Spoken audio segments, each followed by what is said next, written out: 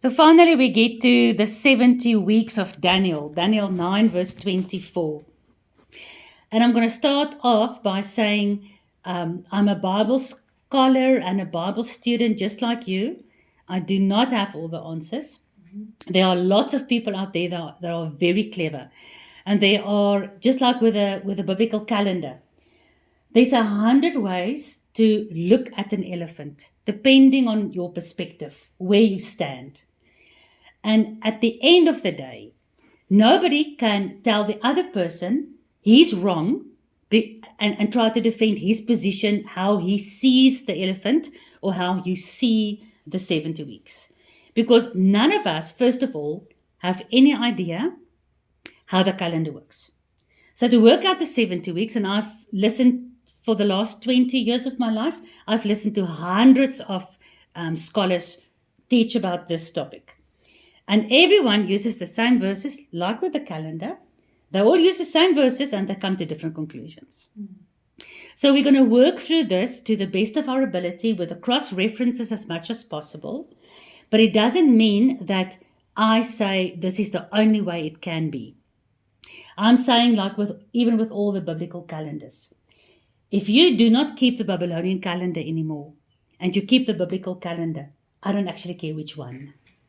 Whether you say Yeshua, Yahshua, Yahushua, how you pronounce Yahweh, Yahuwah, Yahuwah, honestly, it doesn't matter to me as much as it matters that you don't use the Greek names anymore. The fact that you've come out of traditional understanding already into a better, more biblical-based understanding, for me is good enough. So we're going to discuss the 70 weeks. I think there's a lot of interesting things I have realized over the years that I can see in Scripture as well. But I'm not standing on my perspective as if it is the only one that's right and all the others are wrong. So you might have heard the 70 weeks from somebody else and it made sense to you. Keep with that understanding. Listen to this understanding. Look at the commonalities between the two, and let's go forward. Happiness? Mm-hmm. Yes.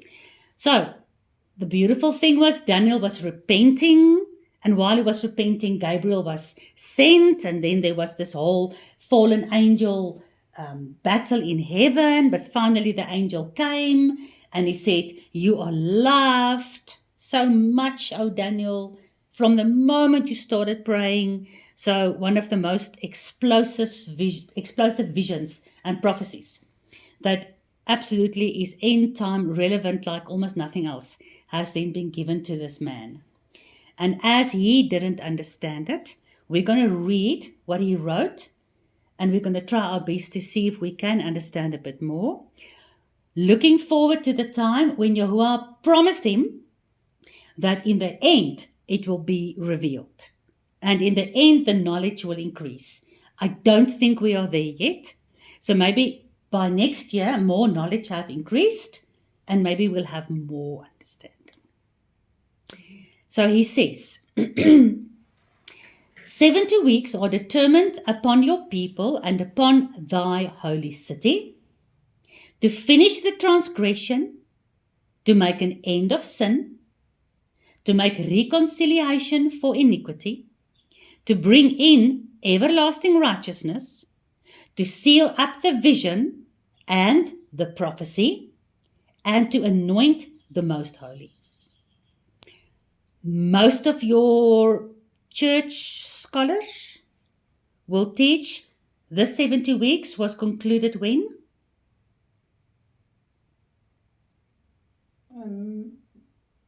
You've never investigated this? Well, for me, there's a last 70 week, the tribulation, and then before. Sure, but this whole thing of 70 weeks are determined until Yeshua came. First or second coming? First coming. You see, that's the thing. So we're going to look at this now, because 90% of Christian understanding out there is that the 70 weeks was concluded when Yeshua died for our sins. Yeah. Then he finished transgression. Yeah. He made an end of sin. He made reconciliation for iniquity. He brought in everlasting righteousness. He sealed up the vision and the prophecy, and he anointed the most holy. So that's what 90% of Christians believe. It happened with his first coming. I don't know. We're going to go through this word by word, and then we'll see where we end up. When you look at 70 weeks, in Hebrew, it's Shebim Shabua, or a B and a V in Hebrew is the same. So you can say Shabua or Shavua, like Shavuot. But Shavuot can also be Shavuot. Abraham can be Avraham, all right? That's why Shabbat is also 7. You can hear the similarities in the Hebrew. And Shavuot, for instance, is the same as Pentecost in Greek. Pentecost means 50. Because Shavuot is the Feast of Weeks. It's 7 weeks times 7 days. 7 times 7. Shabua times Shabua. And that gives you 49. And then on the 50th day, you've got your that's not Jubilee, it's your Shavuot or Pentecost. So Jubilee is normally your 50 years. You've got your Jubilee years. So you don't have Jubilee days. You've got a Shemitah, Shemitah, which is your 7-year cycle. And then you've got a Jubilee year, which is your 50. 7 times 7, 49 years. And then the 50th year is your Jubilee year. And that's also beautiful. The same with the weekly Shabbat. And then your Shavuot, Shabbat, 1, and then Shavuot or Shavuot, many. Ot is plural. So it's your Shabbata multiplied by your Shabbata. 7 times 7 gives you Shavuot. The same with the Shemitah. Shemitah times Shemitah gives you your Jubilee. It's beautiful. It's beautiful how all these cycles work. So if we break line by line open of this verse 24, the very first thing, Gabriel says to Daniel, 70 weeks are determined upon your people. Who is your people? The Israel's people. So he's speaking to Israel. Well, Judah and Israel. Judah and Israel. Yeah. But here specifically, because from the time of Daniel up to the time of the tribulation, is Israel one or split in two? Two. Yeah, two. Already split in two. So specifically here, when we look at even by the time of Yeshua's first coming, they were split in two. The only part of the nation of Israel that remained, in terms of biblical terms, God's people, were the Jews. Okay. The 10 tribes were scattered into the Gentile nations, and now any Gentile can come back to the covenant of Yahuwah. Not to become a Jew, but to share in the commonwealth of Israel, like Paul says. But when we look especially at end-day revelation understanding, when you speak about the people of God that has been since this time up to today, still kept his Torah, although they've got a lot of other issues, but also they lived in the what? The holy city. It is the Jews. Do you agree with that? So, 70 weeks are determined upon your people. It is the house of Judah. And upon your holy city, what is that? Jerusalem, the holy city of your people. So after the 70 years in Babylon, the Jews returned to Jerusalem, not the Gentiles, not the house of Israel. All right. The next thing is, 70 weeks are determined to finish the transgression. Okay. What is transgression? To go against his will. To go against his will. Did Yeshua's first coming finish the transgression? Yes. You say yes? We're still carrying on with sin. Is transgression finished? No. It started what? It started. Your opinion is valuable tell me your opinion. It started what? It started with a sin that was washed away, Whose sin is washed away? the people's sin. Everybody. So Hitler, his sin No, is also believe- washed away. believers. If yes, his sin is washed away as long as he go and repent of those sins and is cleaned of So only for the unrighteousness. people who repent of their sin, who Yes. believe in Yeshua Yes, and obey Yahuwah, yes, their transgression is finished. yes. Okay. So But it is still ongoing because as humans we are. is it finished or not? No. Okay. So from a yes, you come to a no. You see, that's how Yeshua, remember, we asked now, what was he busy with doing at the temple when he was 12 Yes. years old? He was busy questioning them. Mhm. So with questions, we just want to lead you to come to a logical answer. I don't want to tell you the answer. So although I repent of my sin, and I believe in Yeshua, and I obey Yahuwah, is my transgression finished? No. I've got lots of transgressions still. So did his first coming finish the transgression? No. No. Okay, so it's open. The 70 weeks question is open already. We already see there's a problem with telling each other that the 70 weeks was concluded at Yeshua's first coming. But what does it mean when he says, or he said, it is finished? Ah, Let's die. okay. In scripture, Yeshua, and he didn't say tetelestai because he doesn't speak Greek. Okay, that was just the translation then. It is finished is good, and I think tetelestai that says Aramaic, but in the Hebrew, it is finished is exactly the same words as when Yahuwah created, and after 6 days it says, and then his creation was finished. Okay. That word finished is kala. Color. And kala means the purpose is done. It is complete. So when Yahuwah finished after 6 days, what he set out to do, it was done, it was complete, and it was good. So when Yeshua was hanging on the cross, when he said, it is finished, what was finished? Transgression? Yeah. No. Sin? Yeah. Dealing with sin. No, it's not, because the Pharisees still didn't deal with sin. So did he finish dealing with sin? No. Only for certain people who come to him to deal with sin, but not worldwide. There's a So, way now. hey, There's a better way. for you, yeah, but not for everyone in the world. So then he should have said, okay, it is finished now for the people who believe in me. But he just said it is finished. So what did he finish? You have to understand what he was promised to come and do. He finished the sacrifice for us. He finished the sacrifice that was promised to make the way Yeah. for your transgression and sins to be forgiven. But is all transgressions and sins over No. at his first coming? No. So he says 3 times in scripture, Yeshua says, it is finished. He said it, Yahuwah said it first when he finished his creation. But Yeshua says it the first time at his first coming when he died on the cross, because he came as the what? The Passover lamb.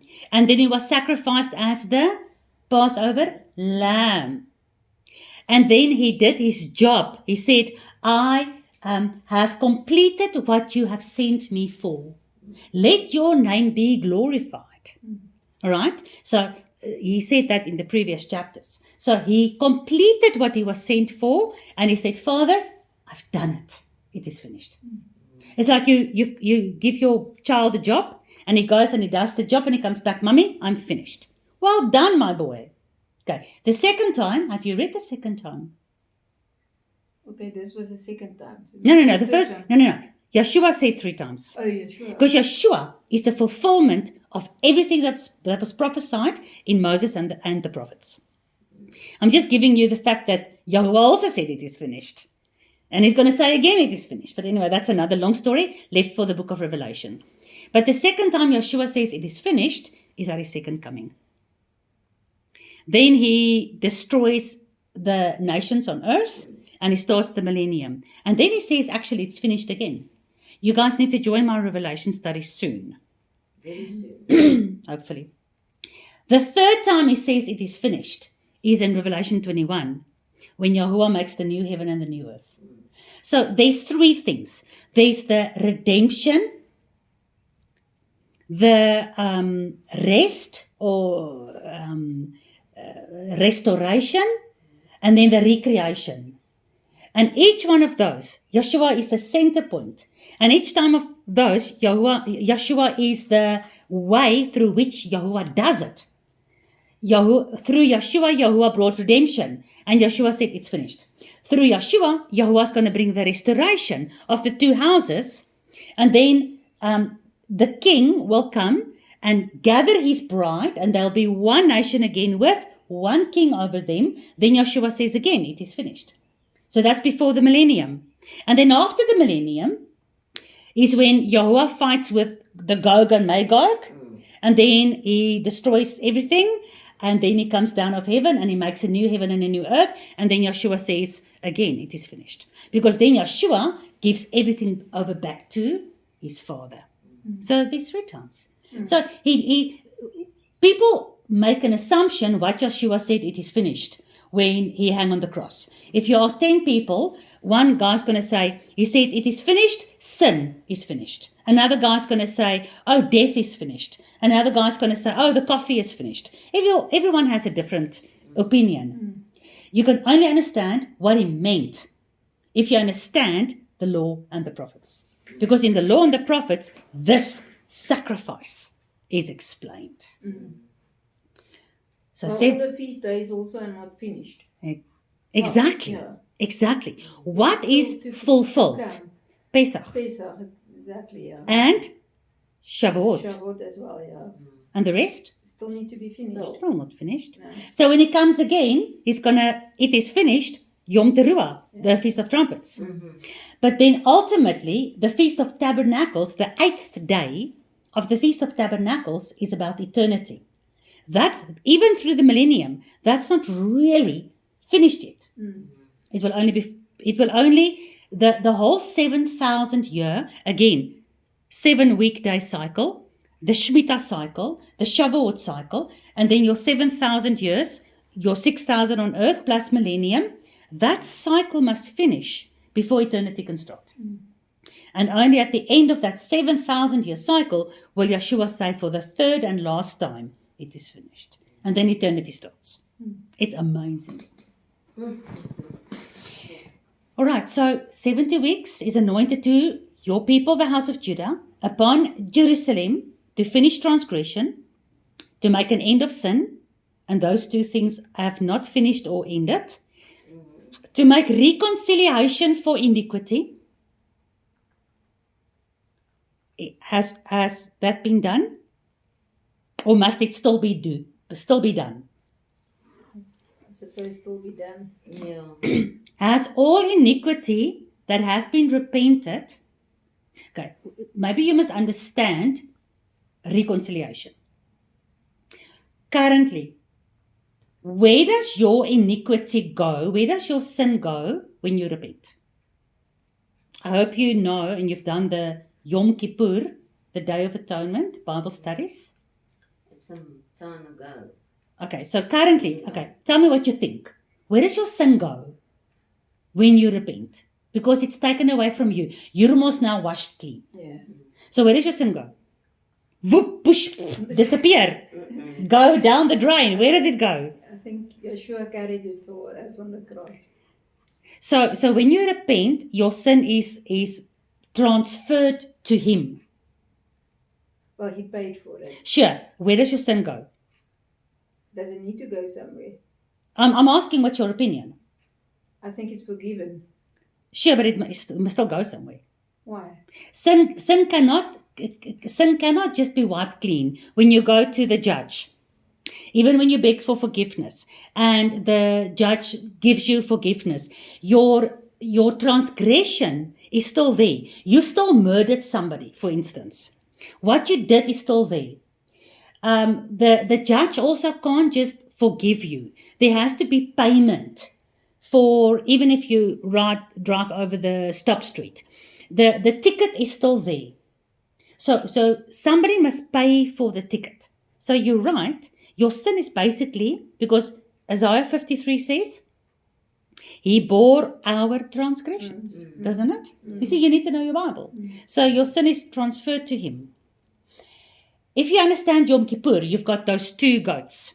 Azazel, the scapegoat, Azazel, and the goat that's sacrificed. So the goat that's sacrificed, his blood goes for the atonement offering. And then the sin of the camp of the whole year. Because during the year, people came to, not the camp, to the tabernacle. The whole year long, people came to the tabernacle. They repented their sin. They brought their sacrifice. The priest helped them to slaughter, pour the blood out, and the guy repented of his sin, and he brought his sacrifice. Right? Where did the sin go? Because when you need to do those Yom Kippur studies. When you understand Yom Kippur, you have to see that somehow, once a year, They go in the wilderness. all the sin must go into the wilderness. You understand? So all the repented sins currently, because there's a scripture that says, in eternity, we will not need a temple because Yahweh Himself is our temple. So we come to the temple, right? And because you come to the altar where Yeshua was sacrificed, and then you go to the wash basin to be washed clean. You go through the whole tabernacle journey. Then you spend time at the bread and at the menorah, and then before the throne of God, don't you? It's a whole process. So where does your repented sin go? Once a year during Yom Kippur, it went out into the wilderness. That's the reconciliation. That means he made a recon, like when you make a recon, in calculations.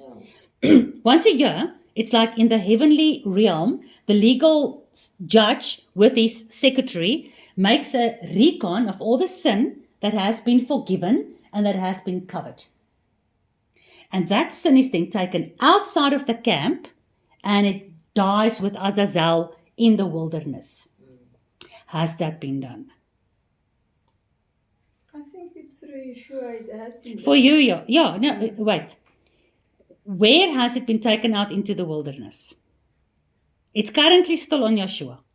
Is he carrying your sin? Is he the one that's standing in for your sin? Yeah. Are you covered by his blood? Yes. So Yes. has he made a reconciliation between the altar where your sins repented? So when you repent your sin, you're like, bleh, you vomit your sin out upon the altar. There it's on the altar.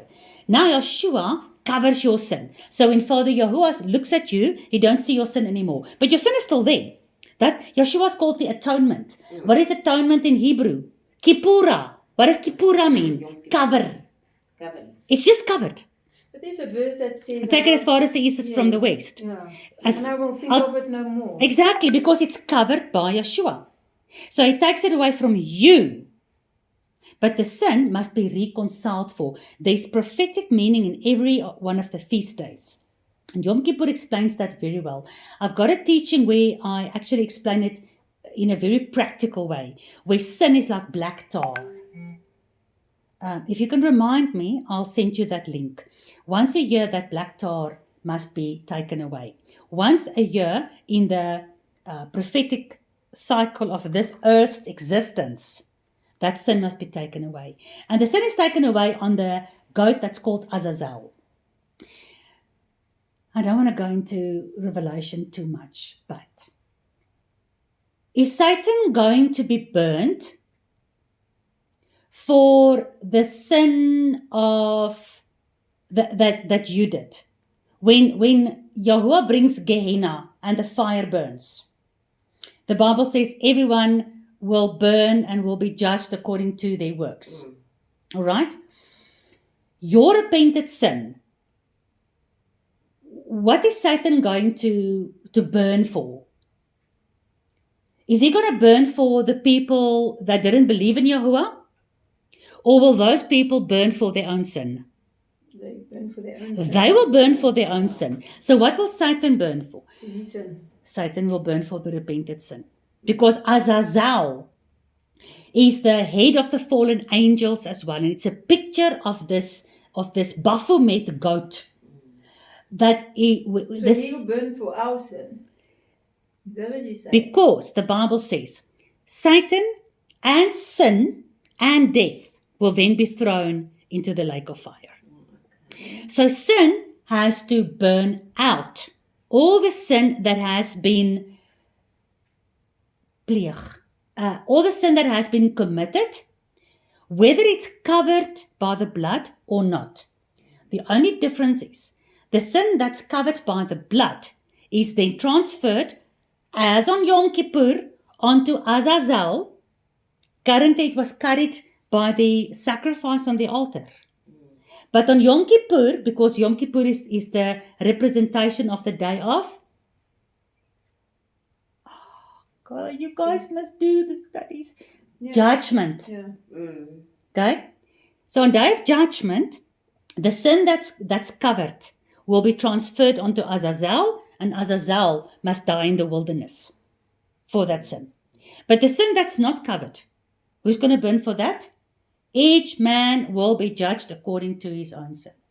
But now it's as if Satan takes the sin of us on him. No, Yeshua took the sin of us on him. So in Moses' time, when people repented their sin, the sin was brought to the tabernacle. They brought their little lamb. The lamb, they repented their sin by putting their hands upon the lamb's head. So who was the sin transferred to? To the goat. To the lamb or to the goat, ne? On Yom Kippur, it's to It's goat. the goat. But during the year, if I bring a The lamb, lamb. Or the or dove. a dove, or a bull, or whatever, you put your sin is transferred to the animal, and then Yeshua is called, the lamb is called the shadow of the real lamb, which is Yeshua. So since the beginning, people have been repenting upon the lamb. So our sin is then transferred to the lamb, and then the lamb is slaughtered, and the blood covers you. So that happens since the first sacrifice in the Garden of Eden up to the very last one before Yeshua comes, only for the redeemed people. And then the blood covers the sin. Yes. Oh yeah, and then only on Yom Kippur was all the sin that the lamb carried and that the lamb's blood covered. Only on Yom Kippur was it put onto Azazel. And then he died. Do you understand? So it's not like Satan is carrying your sin. The moment Yahuwah puts all that rubbish upon him and he burns out, it's like, it's done. He's not carrying it, he's burning for it. The sin is making his burning longer. The Bible says the sin is like wood for a fire. So it burns longer. So Satan is going to burn a while. Just to recap. Daniel 9:24. 70 weeks are determined upon your people. Who's your people? It is Judah. Judah. And upon the holy city. Jerusalem. To finish the transgression. Is it finished yet? No. To make an end of sin. Is sin ended yet? No. And to make total reconciliation for iniquity. Has total reconciliation for iniquity been done? No. No. Okay. According to the feasts. Yes. Yeah. It cannot be done because total reconciliation for iniquity means also everything is now holy and clean. We are not there yet. Okay. And then he continues to bring in everlasting righteousness. Oh yeah, sorry. Another thing about reconciliation for iniquity. Yahuwah says, it's not my arm that's too short or my ear that's too deaf to hear you. I cannot hear you because your iniquity has built a wall between you and me. So what does iniquity do? It separates you from Yahuwah. Are we reconciled? Let's talk about the redeemed now that can repent on the lamb and the blood is covering us. Let's talk about us, ne? Are we reconciled to Yahuwah yet? Yeah. So are you walking in the evening breeze with Yahuwah in the No, garden not of like that. You understand what I'm saying? Reconciliation means total reconciliation, as we were meant to be from the beginning. We are not there yet. We are reconciled in terms of our, let's not call it relationship, in terms of our status, Yeah. in terms of our position.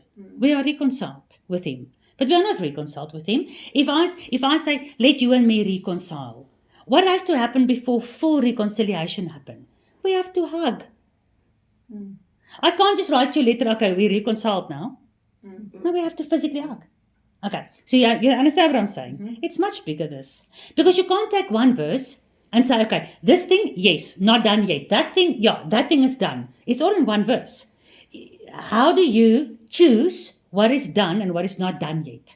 So it's either all of them done or none of them done. So keep that in mind. Okay. To bring in everlasting righteousness. Did Joshua's first coming bring in everlasting righteousness? No, because there's no righteousness. No. Even amongst believers. How many believers screw each other over? Absolutely. Okay. There's no everlasting righteousness. When will we have everlasting righteousness? I think at the end. At the end of what? The new heaven and new earth. Yeah. Because even during the millennium, No, they're still fighting. there'll be righteousness in Jerusalem, where we are with Yeshua, if it's Yahuwah's will. But outside, and then when Satan is released from his 1,000 years, and he brings Gog and Magog, where's righteousness? None. Okay, you understand what I'm saying? Look at this verse with new eyes. 70 weeks are given to your people to seal up vision. Has all vision and prophecy been sealed up?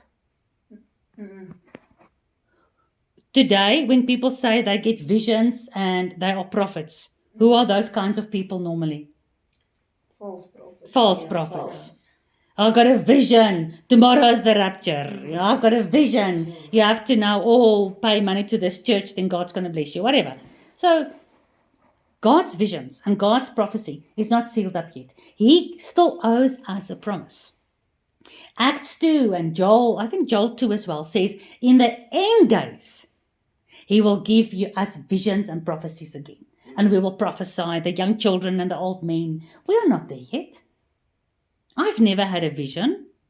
So we are still not in the really end days at all. Because He says, your young men, your young maidens, your old men, your children, all of them will have visions and prophecy, will be able to prophesy. What is prophecy? I think Determining what is going to happen at the end. Well, then you are somebody looking into a crystal ball. Yes. If you can predict what's going to happen in the end. So I value your answer. Give me those answers. But I'm challenging you.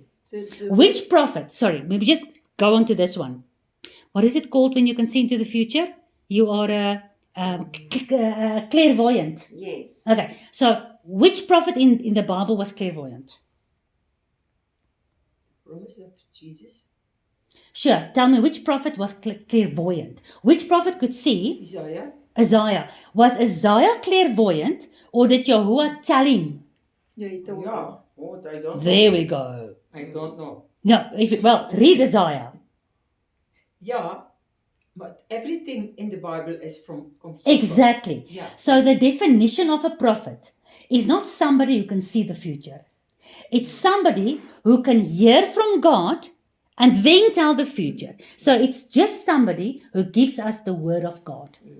So when you get a vision or Yahuwah speaks to you or the angel, whatever, speaks to you and you speak to the people, Isaiah did that, Jeremiah, all of those people, they were called the prophet. Because a prophet is nothing more than it comes into this ear and it goes out of my mouth. But today prophets say, oh, I see into the future. That's clairvoyancy. And that is against the Torah because that is demonic influence. And you get many people in church these days. I've been in churches where I will stand in the church and the guy in front will call out, yeah, that woman with that t-shirt on. Yahuwah's telling me now, right now, that you tomorrow will get a job. You don't have a job at the moment. No, I don't. How did you know? Oh, God told you. But he's still breaking the Torah. But yet Yahuwah speaking to him, giving him individual little, oh, you're going to get a job, you're going to get a boyfriend, and you're gonna get a car. I've been in those big mega churches. Which prophet in scripture ever did that? It was always about, you guys are going to be flattened if you don't return to God. But if you return to Him, He's going to prosper you. What other message was there? You're going to be flattened, but I'm going to send my servant who will carry your sin. But if you don't listen to the prophet as per Moses, you'll be cut off. It was everything God said. They said to the people, and it was nothing to do with individual prosperity and bullshit stuff like in church today. Understand what I'm saying? So has all that vision and prophecy been sealed up, to be sealed, to have a stamp on? It's finished, it's done, complete, kala. Yes or no? No. Okay. Can we continue? Yes. 70 weeks to anoint the most holy. When did Abraham and Moses and those guys anoint the most holy? The most holy, they didn't, did they? No, read your Bible. No. The most holy is like Yeshua. Well, the most holy, when you hear the most holy, what do you think about? Yeshua. Sure, that's now spiritually, ne? But what's the most holy? The high priest. What? In those days. In the Bible. A man. No, the word. You get holy and you get most holy. A most holy. As God. No, but on this earth is most holy. Right, toch. In the tabernacle, you had the forecourt, you had the Oh, holy place, and you in had the the most holy tabernacle. place. Okay, in the Okay, in tabernacle. that Oh, context. No, it is. It's a place. It's a place. It's the most holy of the temple. Yeah. Okay, I don't understand your in the question. KJV is like a holy with a capital letter. That's why I thought it's not a place. To but- anoint the most holy. In the Bible, when it speaks about the most holy, it always speaks about the tabernacle or the temple, the most holy place. Okay. Okay, so then it's a mistake in King James Version if it's like a capital letter. That's what I'm saying. Because now you think of a person. Why would they have a capital letter for a place? Again, I'm going to ask you, in the Hebrew, are there capital letters? Okay, that's. So kind it of means very- whoever wrote that, put the capital letter in. I still don't have a problem because it's a place. Yeah. And a place can have a capital letter. I don't have a Why problem. is it this place? Because the name, because God is there. Was Yes, there. yes. That's why, yes, the holy place and the priest comes here. But yes, the most holy, only the high priest can come in because that's God's presence. So the most holy place can only be anointed when reconciliation for the temple was done or reconciliation for the tabernacle was done. Because then it's cleansed. So is the most holy anointed yet? Yet. Because a lot of people say the 70 weeks has been fulfilled at Yeshua's first coming. So when he died on the cross, did he anoint the most holy? No. Yes. Okay, explain. But for me, it's difficult in English. Okay, so a lot of people say yes, he anointed the most holy. Okay, did he anoint the most holy on earth? No, because at that stage, Yeah, but would a place be anointed? of course, Is it against a place? For me, I don't care what it's the for most you. holy is no Jesus. I know that's what it's for you. But remember, to bring reconciliation for iniquity, to make an end of sin, to make an end of transgression, it is given unto you and the holy city. The Millennium Temple. Millennium. Okay. When Yeshua, so he didn't anoint the most holy of the physical temple there. Because at that stage, he became the temple. He said, after 3 days, I'll build the new temple. So obviously, he is now the temple.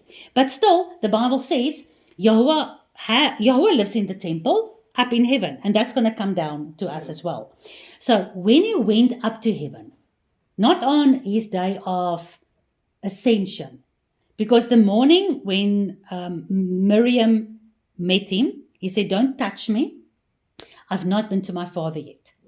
But I mean, that evening, everybody was touching him. Mm. So somewhere he went up to heaven because he had to take the blood, right? The blood to be put onto the mercy seat. Mm. Because the most holy is God's throne. The most holy on earth was a copy of the heavenly. So on earth you had the mercy seat and the presence of God upon the mercy seat. Where was the mercy seat? On top of the Ark of the Covenant. Where was the Ark of the Covenant? In the most holy. So where's the most holy now? In heaven. Yeah, with Where God sits on the mercy seat. Yahuwah. Yeah, and whose blood is on the mercy seat? The Lamb, Yeshua.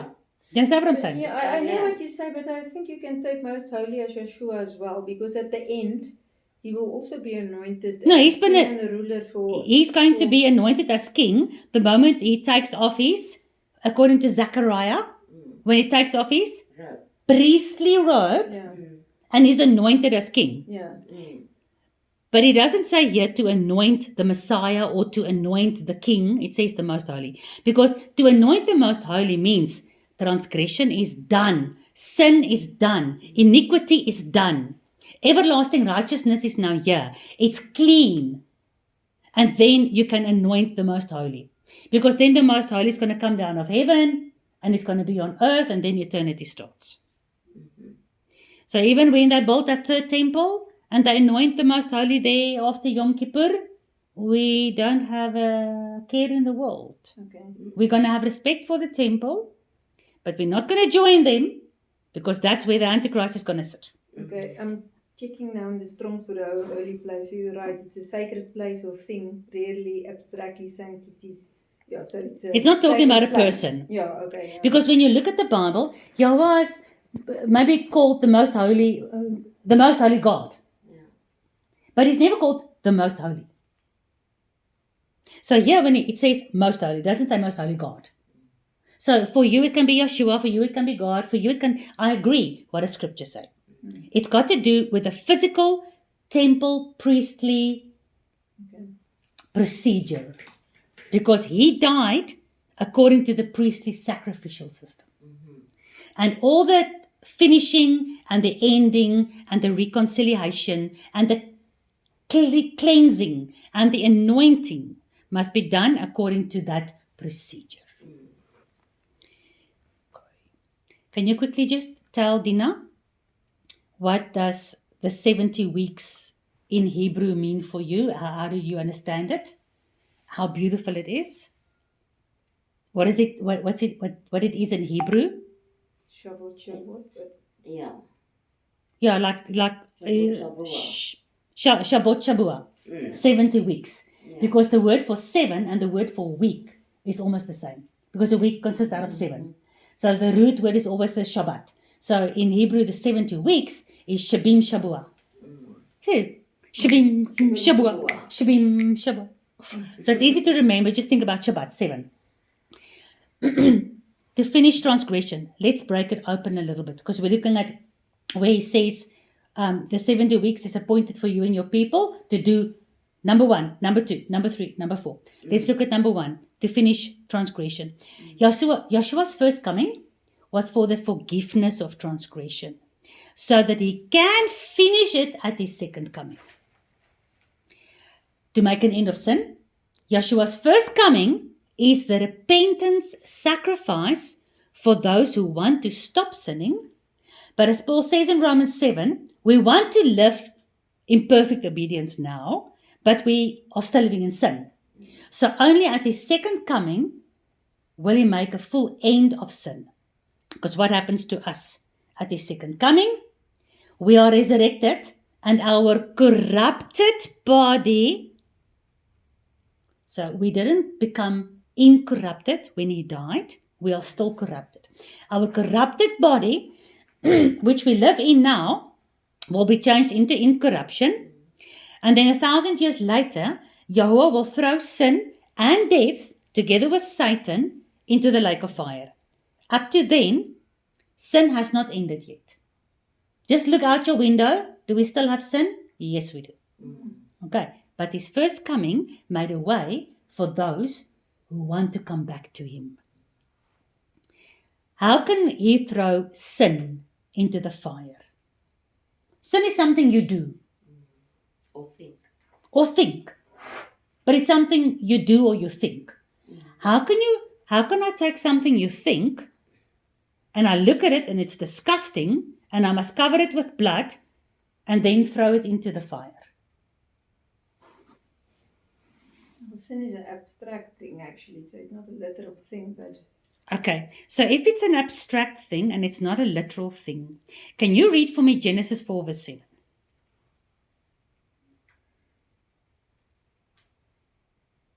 Ooh, the Bible is interesting. okay, so if thou doest well, shall thou not be accepted, and if thou doest not well, sin lieth at the door, and unto thee shall be the desire, and thou shalt rule over him.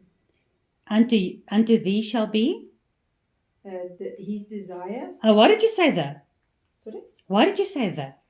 You read the first time Wrong, mistake then. because it specifically says his. Do you see that? Mm. So explain that verse to me. If sin is abstract. Do you understand what you read? It was where Cain was contemplating and he was angry, blah, blah, blah, blah. And then Yahuwah came to him and he said, why are you so angry? Sin lies at the door. Sin is there. You see, there's the door. Yeah. Just behind that door, sin is lying and waiting for you. Why is sin waiting for you? His desire is for you. He wants you.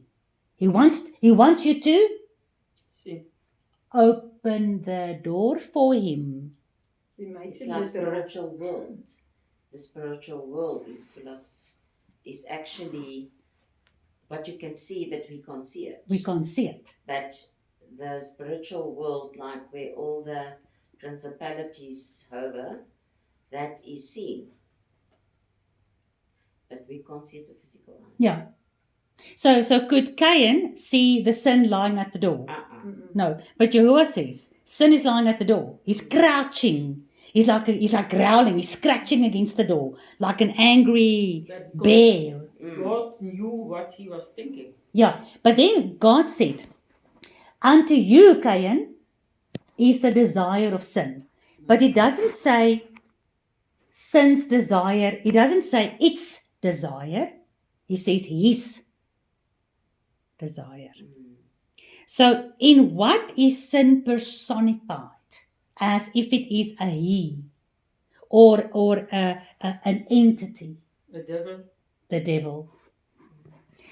Satan, the serpent, also in scripture, Satan wants our death. He wants to eat our dust. He wants us to die. So his desire was for Adam and Eve. Not because he wanted them for him. His desire, his, let me get the right word. He was passionately pursuing Adam and Eve to get them to sin. Because then God said, if you sin, you die. Satan passionately wants our death. So if Cain is going to open this door, Satan is passionate with desire. Wat is die woord wat ek soek? When you've got this horrible sexual desire and you go and you rape somebody. Your husband, Wellust. Vallus. Wat is vallus? I'm not so good at English. Oh, please Google gou vir my. But Wellus. Put in English. In English. Because desire is, my husband desires for me. Yahuwah has a desire for us, right? But Satan has a desire. But when we open the door for Satan, he's going to rape us. But when we open the door for Yahuwah, he's going to, Revelation 3 verse 20, I knock on the door. If you open for me, me and my Father will come in and we'll have supper with you. Lust, that's the base. Thank you. Yeah. So he's lust. He's not desiring after you. He's lusting. Sin is lusting after you. So you understand why I'm saying that Yeah, if it says to make an end of sin, there's not an end of sin yet. Sin as a personification of Satan will only be ended when? At the end. when Satan is burned up. Now, Yeah. in the lake of fire. You understand what I'm saying?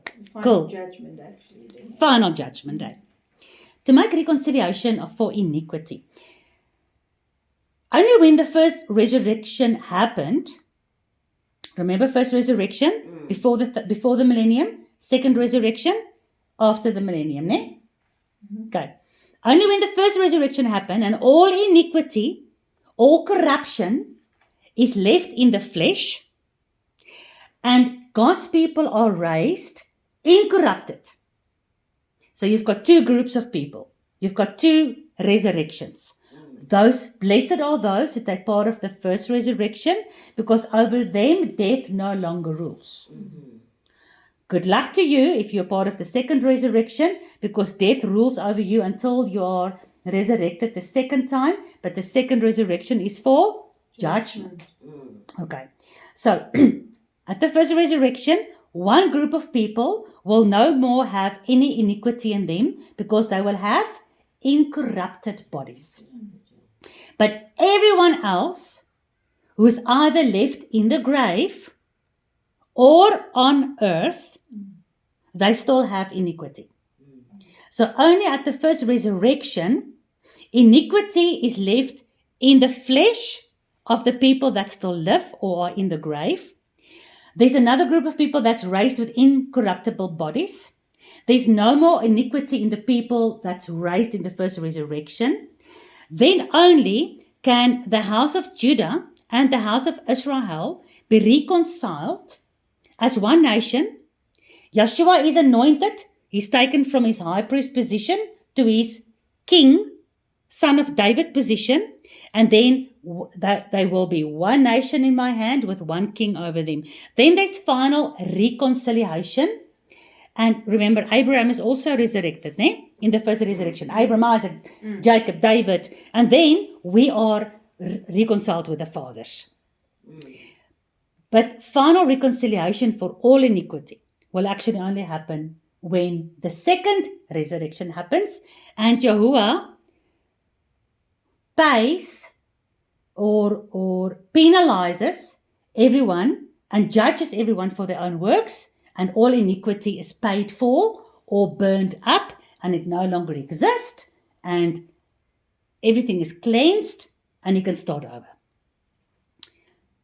The second last thing, to bring in everlasting righteousness.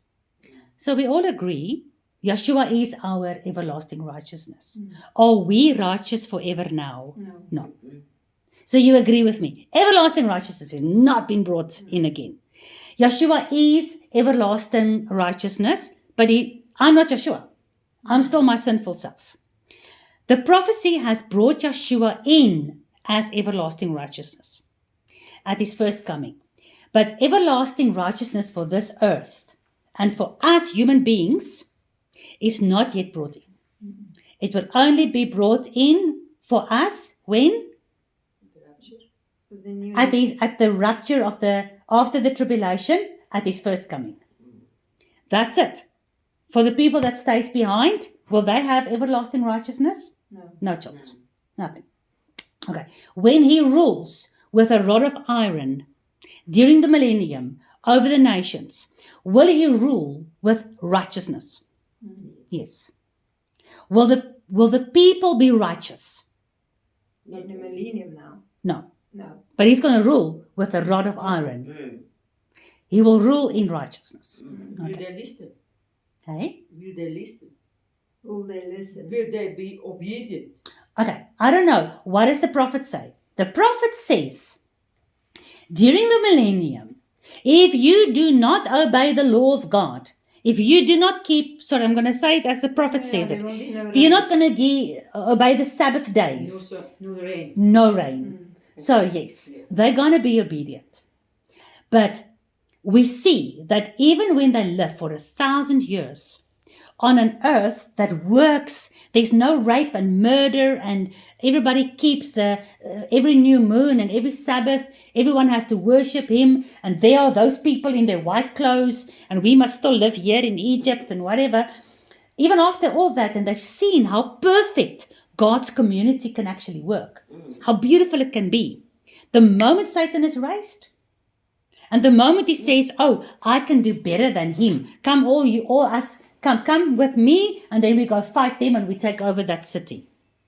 But won't Satan be binded for that 1,000 years? Yes, but then the Bible says after the 1,000 years, when he's loosed, Okay. he gathers the nations from the four corners of the earth, Gog and Magog, and he gathers them around the holy city. New Muslims. Sorry? New Muslims. Well, Muslims and all the other people. Yeah, but the same character. Yeah. Yeah, you understand what I'm saying? All right, so that was everlasting righteousness. To seal up vision and prophecy. This word seal, what do you think it means? Seal, cleave.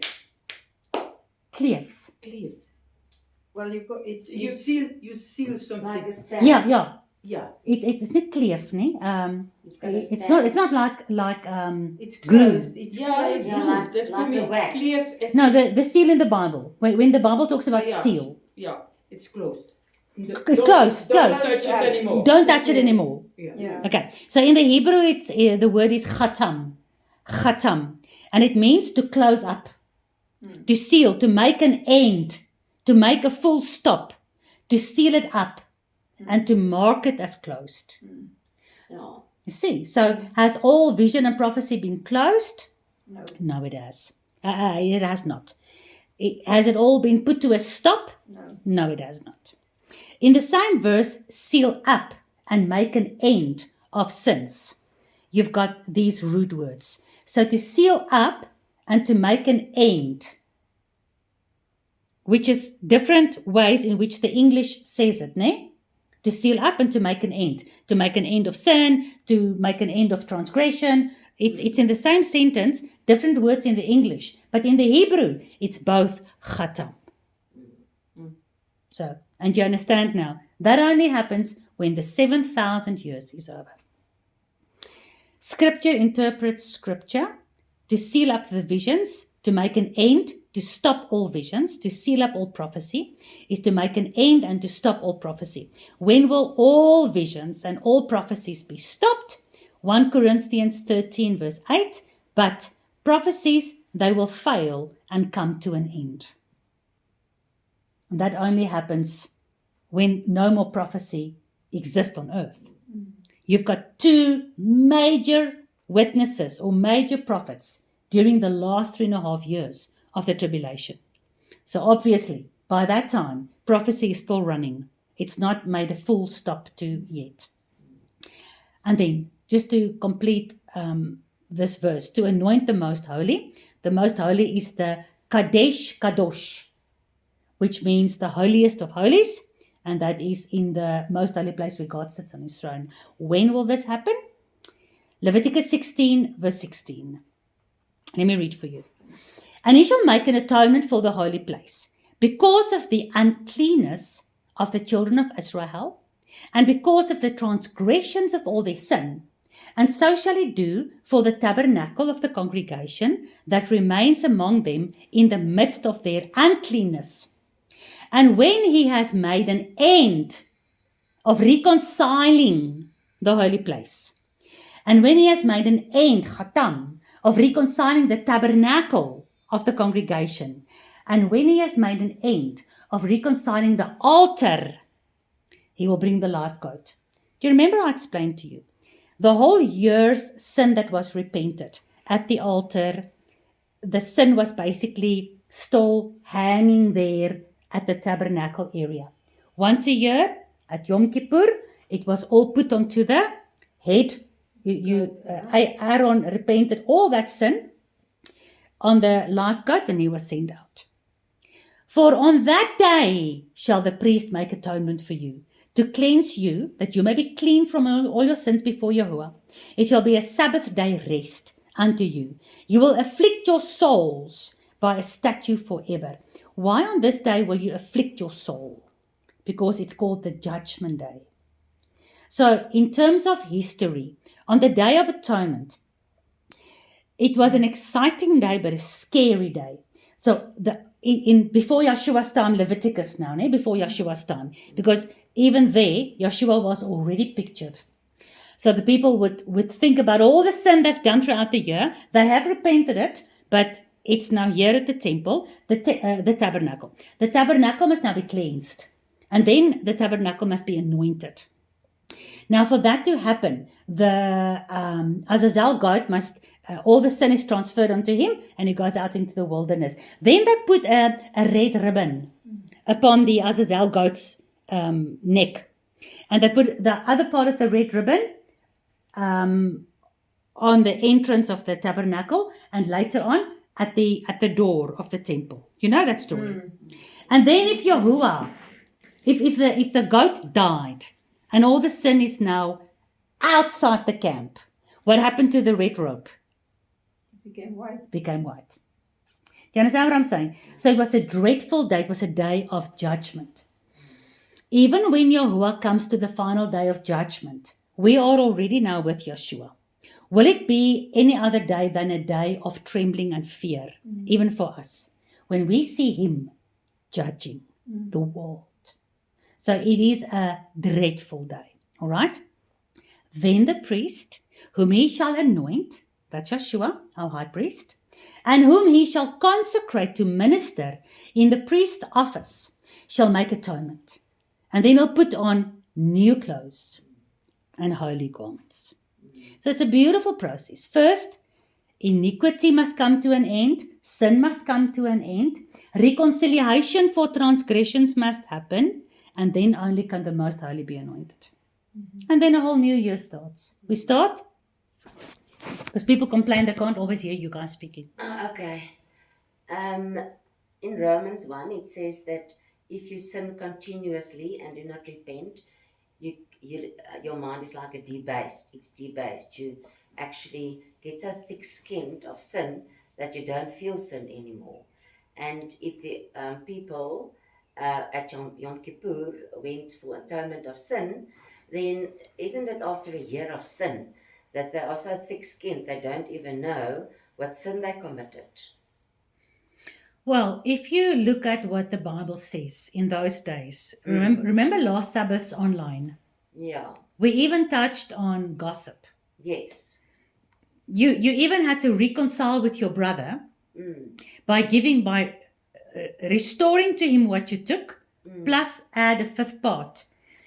And then you still had to bring some sort of an animal to the altar to Yahuwah. Because reconciliation means with man and with God. Do you really think in those, I hear what you say, but when you think at those days, if you were there and you did the sin of what your brother gave to you to keep for him, and you dealt with your brother deceitfully, you now are convicted of your sin. I mean, Yahuwah, even in those days, Moses will tell you, Yahuwah tells me, you haven't repented of your sin outside the camp. Go away or come repent. Yeah. In our days, it's easier. We can hide our sins. But in those days, you had to go fix your relationship with your brother, restore to him what you've taken, plus add a fifth. And you still had to take an unblemished lamb, your most prized lamb, and go kill it. So they thought about this sin. Obviously, when you read what was inside of them, Yahuwah said, I tested you. If you really love me, and if you will keep my commandments. And at every turn they had a chance, they broke his commandments. We still have the same problem today. When you think about, just in your own life, when you realized as you were studying what sin is, what did you do with sin? Some sins, did you repent it and you were able to stop it immediately? Other sin, you were not able to stop immediately. You still continue. Yeah. I still sometimes get angry and I even say a swear word. Okay? But I stopped fornicating. I fornicated when I was young. I stopped that. It's almost like it's the easy things, you know, the big sins are almost the easiest. The small sins are the most difficult. The verse that says that, it makes it difficult because then a lot of people will say, I'm not going to repent anymore because Yahuwah gets gatvol for me. He's not going to just forgive me anymore. But are you walking heiligmakingsproses? Are you walking Sanctification. sanctification process? Are you on a road of sanctification? Yes. Are you like 2 Corinthians 3 that says you are changed slowly from glory to glory? You are not changed instantaneously. It says when you look into Moses and you turn to Yahuwah, the veil is lifted. And then you are changed slowly by slowly. Okay? So are you made perfect immediately? No, you're not. So it means you continue sinning. But if you look back 1 week, 1 month, 1 year ago, if you have not changed, then you are basically hard, stiff-necked. Then you repent the same sins over and over again, but you don't change. Because repent means that you turn back. Yeah, Teshuvah, you go into that direction, you turn back 180 degrees back to Yahuwah. Yahuwah says to you, thou shalt do this. Thou shalt not do this. Okay? It took Abraham 12 years to learn all those things before Yahuwah eventually said to him, now I want you to be circumcised, for instance. It takes a long time. So you struggle with a specific sin and you repent it over and over and over again, but you still struggle with it. Are you that person that's stiff-necked? No. So are you of a debased mind? Because that is talking about Yahuwah gives them over to their debased minds. Yeah. So they go and they live in the flesh. And they can say, oh, Jesus, please forgive me. But then they continue to do the same thing. Exactly. They've got no You get conviction. hardened in your heart. Their hearts are dead. And Yahuwah said also that you must go and sin no more. Yes. Yeah. Mm. I feel asked to God, please help me to not do it again. Exactly. Mm. Exactly. And Yes. that's the only way that you can be. Yeah, you have to do your part. Yeah. Yeah. But yes, it's your part. Yeah. But he has to help you to remember. I still fight with my husband, and then I have to go and repent. I have to repent to my husband. I hate it. Yeah. And then I have to go repent to Yahuwah. And then I ask you, please, just help me remember what you taught me before I speak. Because you remind me of what you taught me after I've already spoken. Remind me before I speak.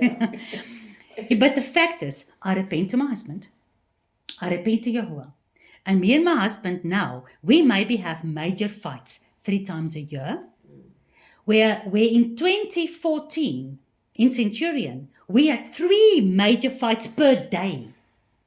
So how much have I changed from then to now? Do I still fight with my husband? Yes, I do. But 3 times a year compared to 3 times a day, I mean, that's a major You're difference. human. Good improvement. Yeah. To be human should not be our excuse. We We should are see. sinners. We are sinners. Yeah, but it shouldn't be an excuse. Oh, No, I'm just human. but we are sinners. I still sin. I'm just human. God must just No, understand. and I agree. But Yeah. in Paul any says- way, you say we are sinners. Yeah, we are sinners. Yeah. Up to resurrection. Paul says, you, don't lie to me, you have not fought against sin to the point of blood. Have you read that? You have not fought against sin to the point of bleeding. We cannot say that we are fighting against sin. Paul says in Leviticus 7, I fight against my sinful nature every day, and I still find myself. And when did he write Romans? In the beginning of his ministry, or closer to the end of his ministry, or somewhere in between? Not in the beginning. Oh, I'm only starting my walk now. I'm struggling with my sin inside. No, he was already walking a long way. And he says, I still struggle with the sin inside of me. So when you walk that sanctification road, repentance is not of a debased mind. But you can see when somebody claims they repent, but they're not still walking a do the same sanctification. sin You see over what I'm and saying? over. The Bible calls them, they're like dogs, turning back to their vomit. Sure. I need to read for you, because this whole thing of anointing the temple, you've seen the beautiful picture in Leviticus 16. I have to give you the second witness in the book of Ezekiel. Ezekiel 40, oh, well done, is the vision of the new temple. Yeah. Chapter 41 is the vision of the inner temple. Chapter 42 is the vision of the chambers of the temple. Chapter 43 is where, When you are busy, I want to... ja, while she's, terwyl sy antwoord kan jy praat. Ik wil ervan. Als ons door die millennium is, voor de tweede judgment, kom. There's only one judgment. Daar's net een judgment. Is dan, dan die rechte judgment, Ja, aan het ja. einde van die millennium, Ja, dat ja, ons ja. gaan zien. Hoe kom is ons nog bang? Als ons bij die rapture was, hoe kom is ons nog bang? No, on Yom Kippur, the day of judgment. No, it's called a solemn day. Solemn.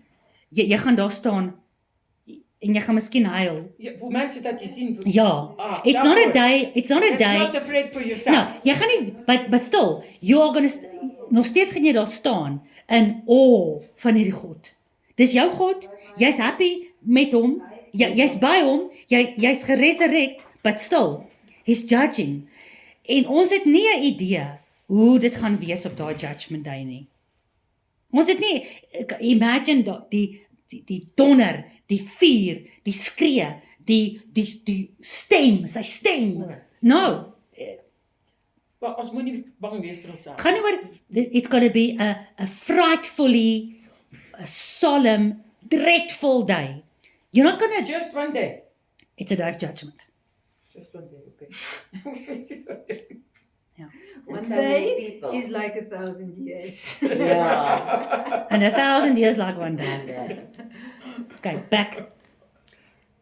Ezekiel chapter 43 is about Yahuwah's glory now fills this temple. So it's a long process to build the temple and then to measure it, and here comes Yahuwah's glory.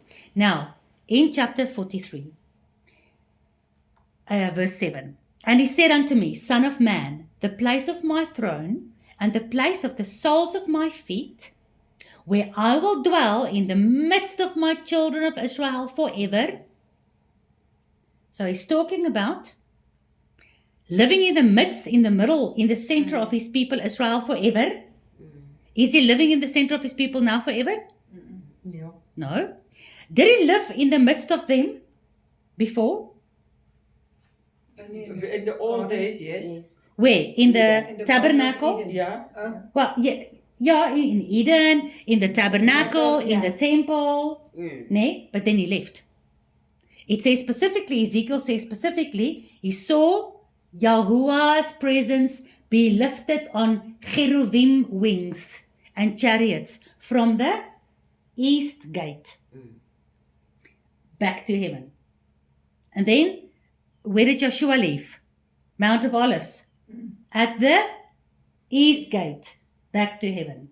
And then the angel said, you'll see him come back as you saw him go at the east gate. That's why the Ottoman Empire closed the Eastgate. east gate. All right. Wat heb ek dit gesê? Oh ja, so he was living in the midst of his people, in the most holy place, but he's no longer there. So, seriously, by the time Yeshua was on earth, was Yahuwah's presence in the temple? Because Ezekiel saw him leaving. It's bad, no? Of course, Yahuwah was with his people. And of course, when they rebuilt the temple after the 70 years, Yahuwah was also there. And they had the Ark of the Covenant and all that. But ultimately, by the time the Pharisees were in charge, and the false prophets, and the false priest, and the false high priest was in charge of Jerusalem, Yahuwah's presence was no longer in that temple. When will this be? Ezekiel 43 verse 7. Because Ezekiel is measuring a temple. What temple is he measuring? Millennium. The Millennium Temple, the eternal temple.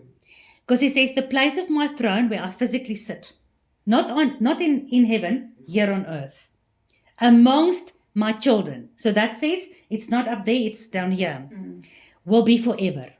So you agree? But yeah, well, with the new heaven and new earth, there will be no temple. Because Yahuwah is the temple. Yes, Yeah. exactly. Yeah. So this is the millennium, And even after the millennium, I don't know if the if the temple they're going to build, because when you look at the age to come in the millennium, all these prophets are talking about the prince that will lead us in the worship at the temple. I don't know if that will be the temple that the Jews are going to build, that he will clean and then use. Or whether, because actually, if I look at all the prophets now that I do the Revelation studies, it looks like everything will be destroyed during Armageddon. And Jerusalem will be desolate. And then it says, we will be called the builders of waste places. So I don't know if we're going to build a temple again. But the fact of the matter is, it looks like we're going to build a temple again. Because there's definitely something happening during the millennium. Chapter 44 of Ezekiel is all about the work of the prince. And he anoints again the Zadok priest and the Levitical priests. So, just to let's say the Jews want to build a temple in Jerusalem. Will they do it according to Ezekiel's temple measurements? I suppose they will have to somehow do it according to the biblical standards. They want to, actually.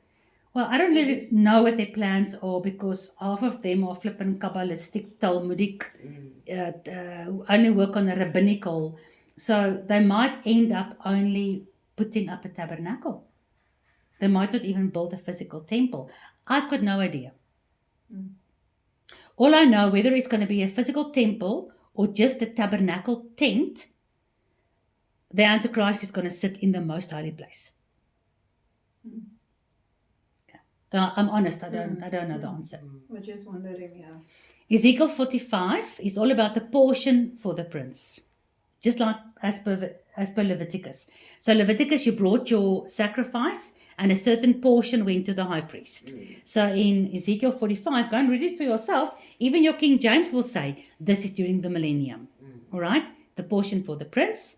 Ezekiel 46, the prince will lead us into all 7 feasts. It's beautiful, because he's the fulfillment of it. So we still celebrate it, because the way that he fulfilled it is so amazing. But there's still a final fulfillment for the 8th day. Tabernacles is 7 days, which represent the 7,000 years, but the 8th day is still not fulfilled, even during the millennium. But Ezekiel 46, the prince leads us into all the feasts.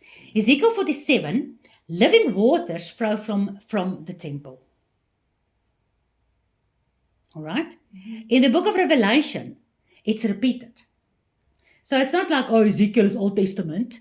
Revelation also says, from his throne flows the river of living water, and on both sides you'll find the trees that brings forth their fruit, and the leaves are for the healing of the nation, and you'll have the tree of life. Okay, when is that? I think it's in the new... After the millennium. Yeah. So you see the progression here. You've got the temple in Ezekiel 46, and then you've got Yahuwah's presence into the temple. You've got the prince leading in the worship, and then he's got the living waters. And then it says in Ezekiel 47, the land is divided among the tribes of Israel.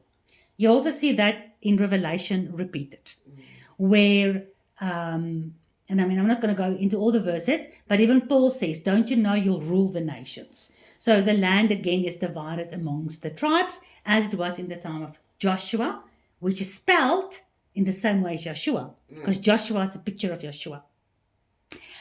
And then my favorite, Ezekiel 48 is exactly the same as Revelation 21, because it's about Jerusalem's 12 gates that's named after the 12 tribes.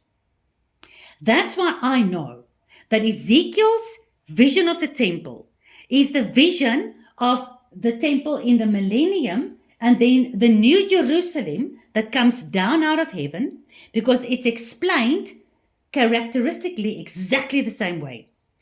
The New Jerusalem has 12 gates. Ezekiel's temple has 12 gates. The New Jerusalem, the names of the gates are the 12 tribes.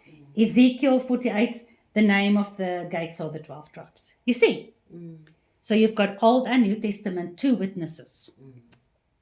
Only Melchizedek.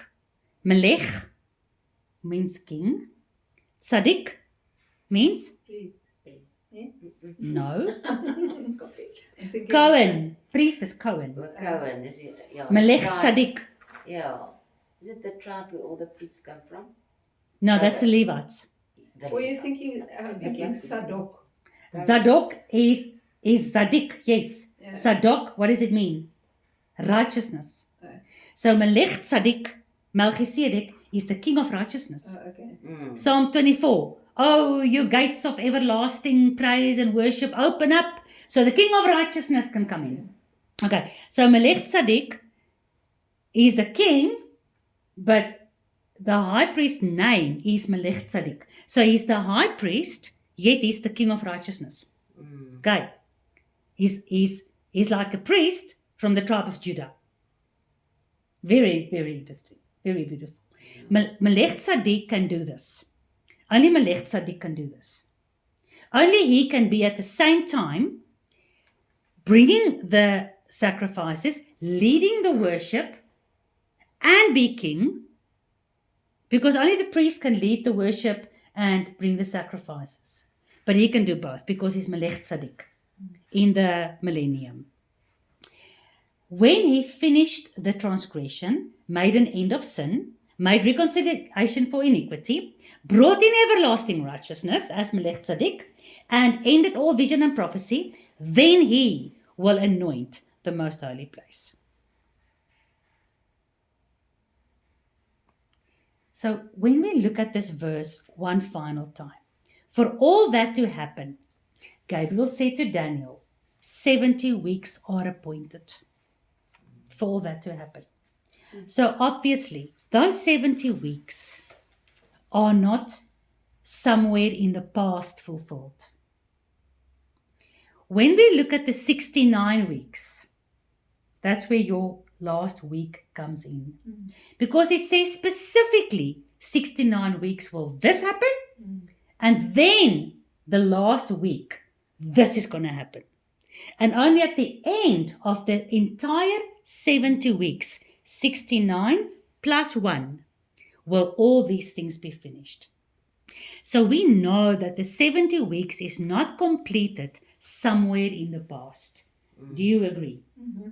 Some of what the angel Gabriel said is going to happen has happened and is fulfilled. But is the 70 weeks fulfilled?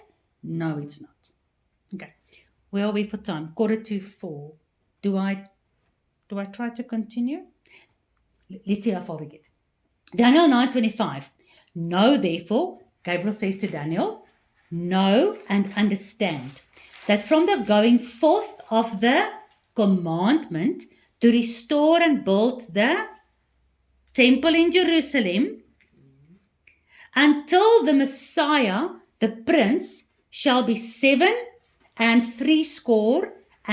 weeks. The streets will be built again, the wall will be built again, even in difficult times. So when you look at the 70, if you look at this, we don't have to spend too much time because, like I said in the beginning, there's people that's much more clever than me. And it depends, because every Tom, Dick and Harry counts the weeks as prophetic years in different ways. But the fact of the matter is, since the going forth of the commandment to restore and build Jerusalem, when was that? It's with Nehemiah. With Ezra and Nehemiah, when the king said, now you can go back and go build. Yeah. So when you calculate, when the clever people calculate, from that moment up to the point of Messiah the Prince, they get exactly to when Yeshua came. So with that, I totally agree. It is difficult to count that because if you look at the biblical calendar, somewhere in the beginning, the perfect calendar was 360 days.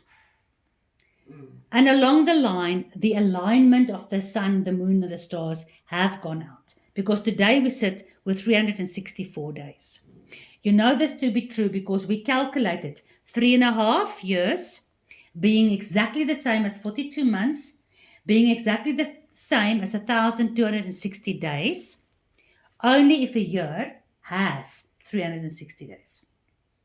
So the prophetic calendar is perfect when a year only has 360 days. So I don't really understand. That's why I don't attempt to calculate the years between the going forth of the commandment until Yeshua came. I also do not trust the Gregorian calendar who says Yeshua came in the year 0.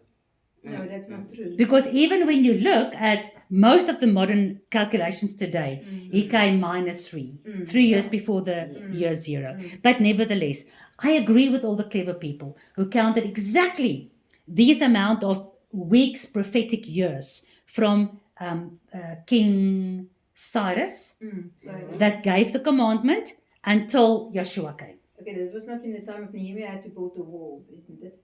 Yes. Because Cyrus was before, that was Anti-Xerxes. Sorry, man, you're right. Sorry. Anti-Xerxes gave the commandment, yeah. Yeah, but they could go back. Cyrus said they could go They back. could go starting back, but Anti-Xerxes actually gave the commandment and the money and the security to actually go and build. And then they built the streets, like he says. The streets will be built again and the wall. So Nehemiah did build the wall. Did Nehemiah have troublous times? Yes, he did. Daniel 9:26. After 62 weeks shall Messiah be cut off. All right. So when was Messiah cut off? When he died. Yes. Yeah, crucifixion. But not for himself. So he was cut off when he died. Did he die for himself? No, just like Gabriel says.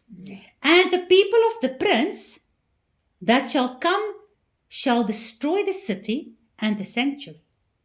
Which prince is this now? The devil. Because it says, after 62 weeks shall Messiah, Ezekiel says Messiah is the prince. But when is Messiah anointed as prince? Ezekiel 43, 44, in the millennium. Just before the millennium, just before his second coming. He comes back as high priest or prince? Prince. King, prince, yeah. So, but now he's doing high priest work. So the prince in the time of Messiah being cut off shall come and destroy the city. Did Satan destroy the city? You said Satan is the prince. You're not wrong, but my question is, did Satan destroy the The city? Romans did. The Romans did, but Satan was ruling them. Yeah. The prince, Yeah. the fallen angel, the principality of Rome is Satan at the end of the day. Rome has got their principalities, but there's also a hierarchy. Ultimately, Satan is in charge of everything. So the prince will come and destroy the city and the sanctuary, and the end thereof shall be with a flood, and unto the end of the war, desolations are determined. Unto the end of what war is desolations determined? What is desolation? There's nothing left. Nothing. Nothing. Verlatenheid. Verlatenheid. Isolation. Bare. Empty. Is Jerusalem now bare, empty, isolated, desolate? So it's a final war, actually. Armageddon. Well, Fast. I think again. yeah, Armageddon is good enough, but I think Gog and Magog is ultimately. Yeah. But actually, you're right. No, it must be Armageddon because we will then be in Jerusalem. Jerusalem is going to be cleansed and rebuilt again as it is. Okay, so you're right. Only at Armageddon. So unto the end of the war, desolations are determined because Jerusalem will become desolate again just before the millennium. Daniel 9:27. And he shall confirm the covenant with many for 1 week. Who's he? Antichrist. Okay. You say Antichrist? He shall confirm the covenant with many for 1 week. And in the midst of the week he shall cause, because the Christians say this is Jesus. Let me read this verse and you'll understand why. Okay, I don't say that. I say it's the Antichrist. 99% of Christians say this is Jesus. And he shall confirm the covenant with many for 1 week. In the midst of the week, he will cause the sacrifice and the oblation to cease. So, they say, Jesus was cut off in the midst of the week.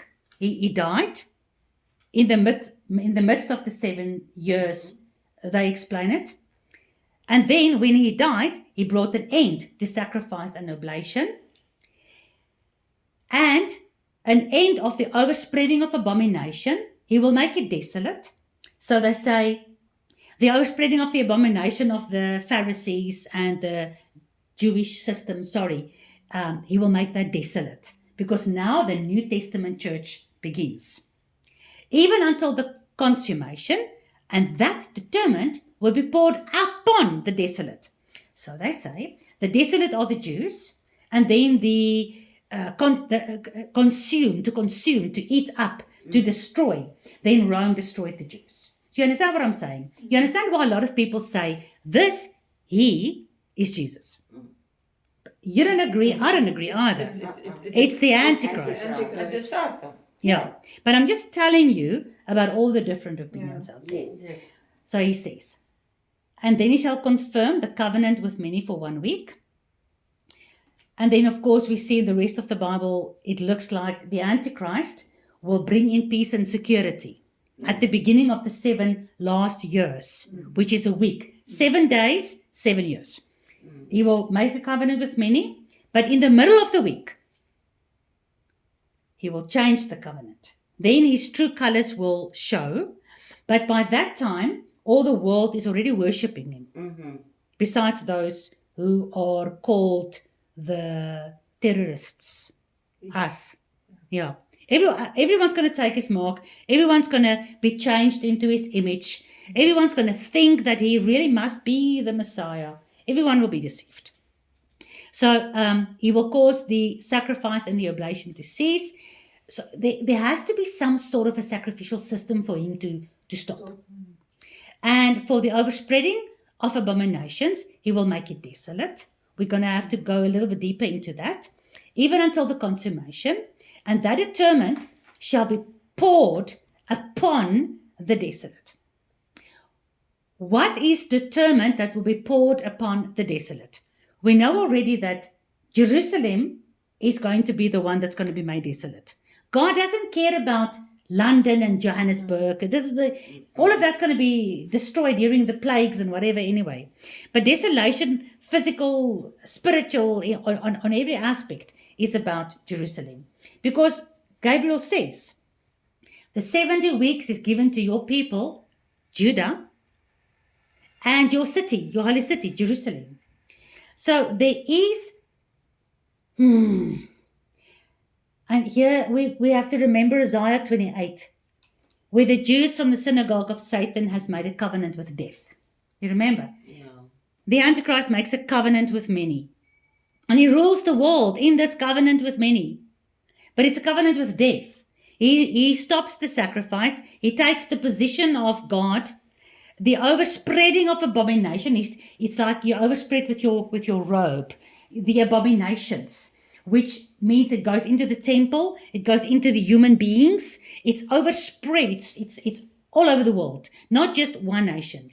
But it is run by these people he makes the covenant with, which is the Jews. Synagogue of Satan. And then it says, until the consummation which is determined will be poured upon that group of people and that city. So people say today they want to go to Jerusalem to go live there. They'll be safe during the tribulation. I don't want to go close to Jerusalem. No. Demolition. Yeah, it's just going to be demolition. So they let me just see.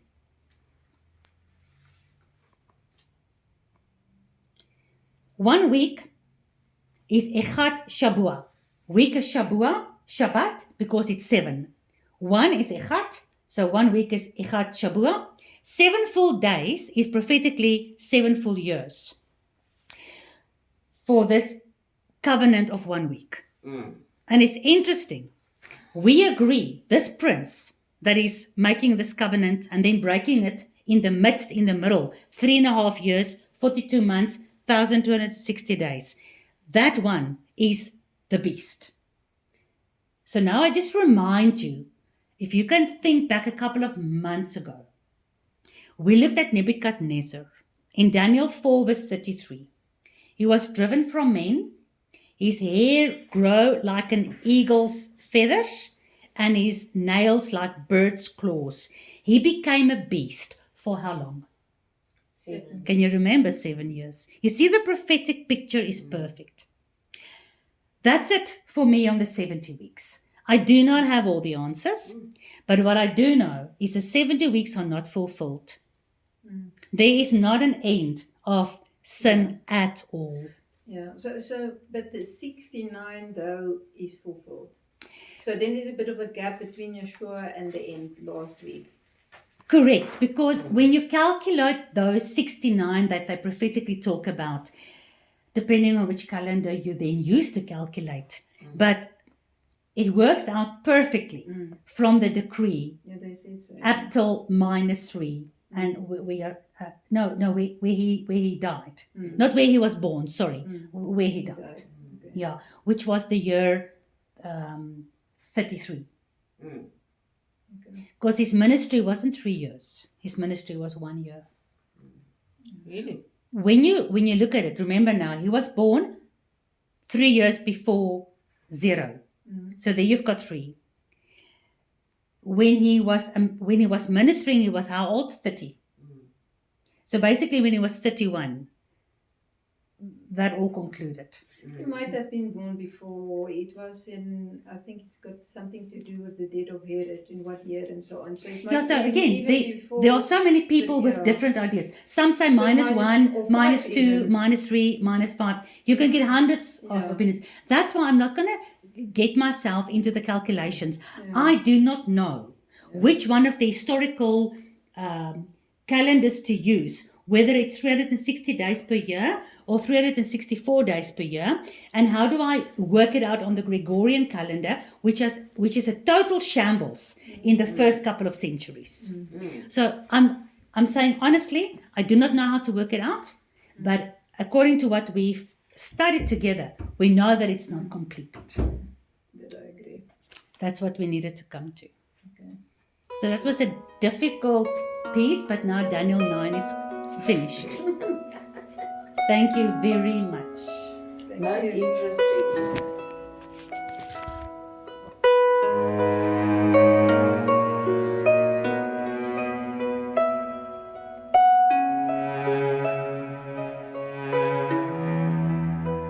Oh, you have brought me to a place of conviction.